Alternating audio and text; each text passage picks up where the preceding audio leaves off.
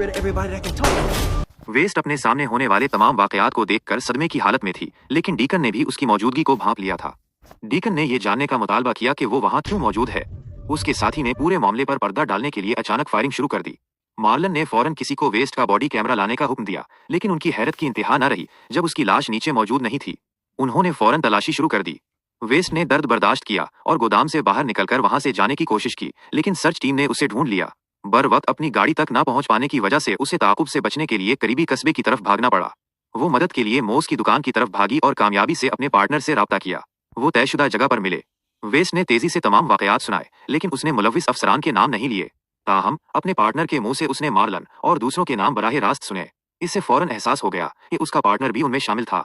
उसने फौरन गाड़ी रोकने का मुतालबा किया, लेकिन उसे अंदाजा नहीं था कि पहले ही उसका पीछा किया जा रहा है।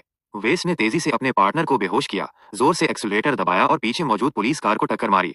फिर गाड़ी छोड़कर पैदल फरार हो गई। कहीं और जाने की जगह ना होने की वजह से वो मोस के घर पहुंची, लेकिन जमाल ने उसे देख लिया।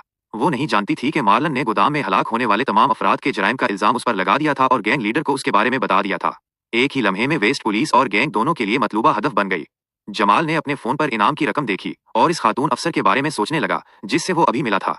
उसने उसकी जान लेने के बारे में सोचना शुरू किया। मोस ने ये देखा और तेजी से बंदूक छीन ली और वजह पूछी। वेस्ट फौरन चौकना हो गई और पिछले दरवाजे से निकल गई, लेकिन उसे गैंग के अरकान के हाथों पकड़े जाने की तवक्को नहीं थी।